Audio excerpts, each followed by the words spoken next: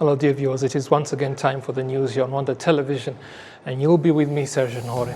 Let us begin with the headlines.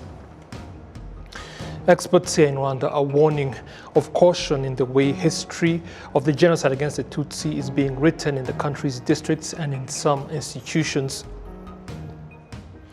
Thousands of smartphones are to be distributed in Rwanda's southern province to be used in the agricultural sector. Now the details. Thank you for joining us.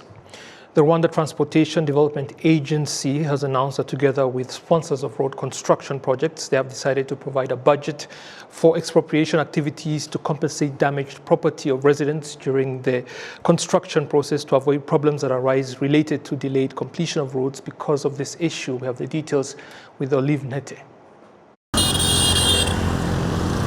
In various places around the country, roads are being established, including asphalt roads. However, some residents in some of the places say that roads construction projects have stopped, which is a problem according to them. We have been waiting for so long. We don't even know where to address our problem about this road, but we request the construction of this road because it has been damaged and it is a challenge for buses that transport people in this area. The road has severely affected us. Even when we have reasons that make us travel in this area, it is a real challenge because it has been damaged and it is really hard to drive on that road. According to the Rwanda Transport Development Agency, the problem of such projects which delay is due to lack of funds to compensate residents' properties that are damaged in the process of constructing those roads. The agency additionally points out that most of the time, sponsors only provide funds for road construction projects, and the government provides the funds for expropriation activities. Imena Munyampenda, the Director General of the Rwanda Transport Development Agency, explores more on this issue, which causes delay in the completion of road construction projects. Twasabaga close to 20, but why 8 billion?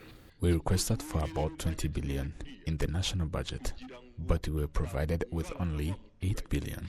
And when we received such budget, in order not to destabilize the resident, we choose to do valuation of properties and then let the resident stay in his properties until we provide the compensations. But we first make sure not to exceed 120 days as indicated by the law. And due to that issue of the budget on the expropriation, this severely delays the completion of these projects, and they may find that a 35-kilometer road is built partially, and you may find that the road still needs more 10 kilometers, but then there is a part that is not built.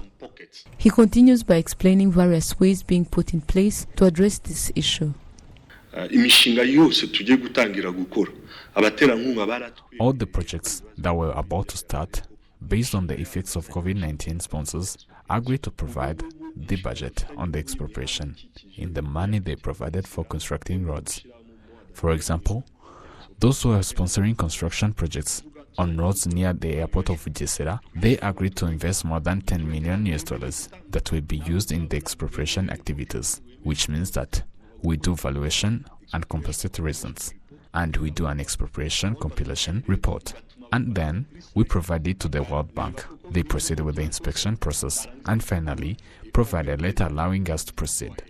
The law that addresses expropriation demands that compensations for residents' damaged property should be provided within 120 days after the valuation of the damaged property. If not followed, the resident should receive an addition of 5% to the amount of money received. The Rwanda Transport Development Agency also notes that they are establishing new strategies for collaborating with sponsors, such as how they are currently working with the World Bank, which accepted to provide the funds for both the road construction as well as expropriation. They stress that this strategy is applicable to all sponsors. Olive Nete, RTV News. Thank you, Olive, for that report. Now to an issue of critical importance. Experts in Rwanda are warning that if caution is not applied in the way history of the genocide against the Tutsi is written in the country's districts and in some institutions to make sure mistakes are not made, it could result in eventual distortion, seriously affecting the future of Rwandans, largely due to ignorance about what really happened in the past. Recently speaking to senators, Rwanda's Minister of National Unity and Civic Engagement pointed out the alarming fact that there have been examples of writers in districts recording things about the genocide against the Tutsi that are in no way true. Genocide researchers like Tom Dahiro have repeatedly stressed that the nature of the genocide against the Tutsi means tackling the subject in the academic realm, especially when carrying out research, requires extreme caution in order to get the facts correct. The decision that the history of the genocide against the Tutsi should be recorded in all districts was made during the 13th National Mushikiwano Council back in 2016, calling on government institutions, the private sector, religious organizations, and other institutions to begin keeping records of what transpired to them and their employees during the 1994 genocide that was perpetrated against the Tutsi, so that future generations, as well as foreigners, will have an accurate picture of the way the fascist genocide in recorded human history was prepared and implemented.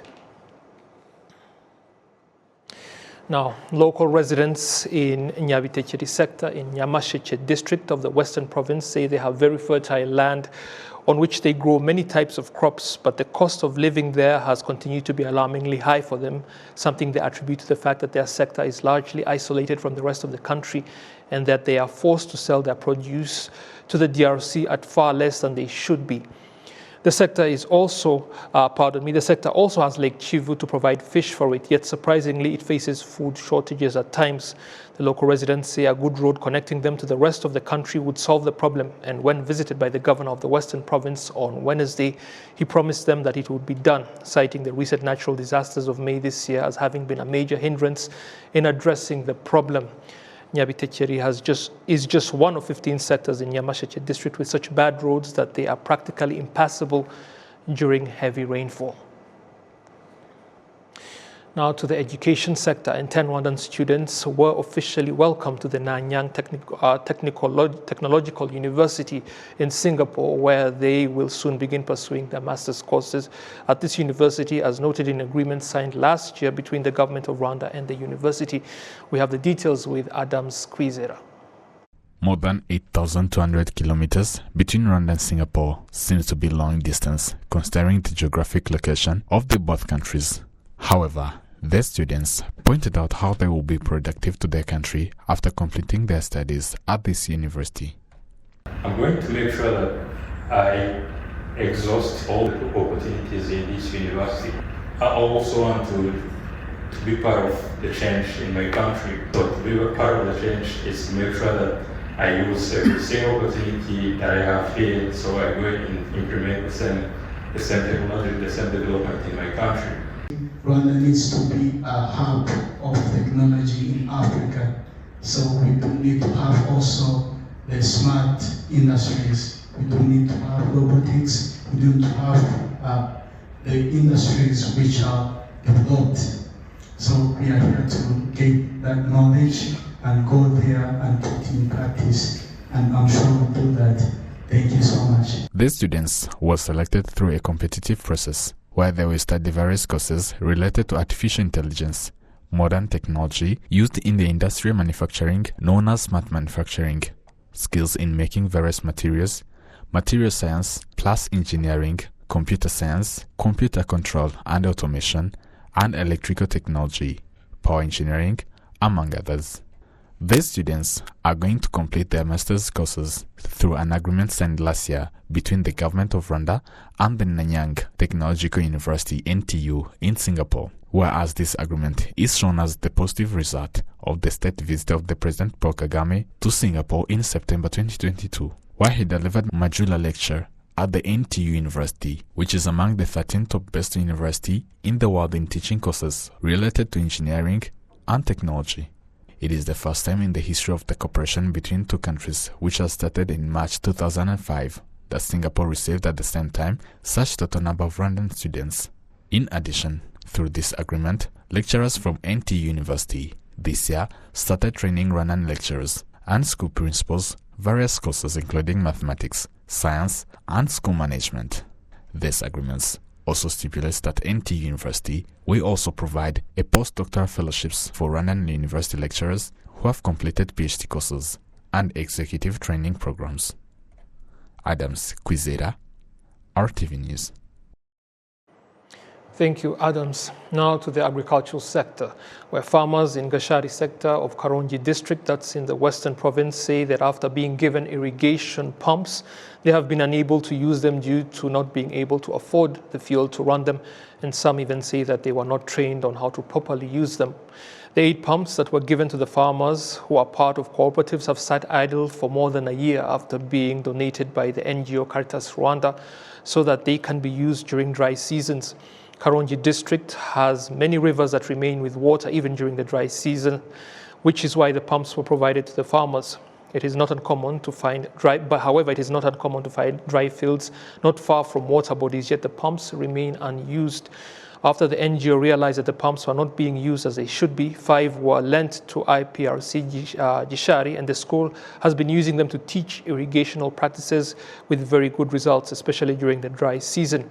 The school has committed itself to training the local farmers on how to use the water pumps, but stresses that land consolidation is the only way to bring down the cost of operating them for the farmers, and is asking the government and other stakeholders to consider assisting the farmers to cultivate and irrigate their crops in this cost-effective way in order to avoid similar problems in the future.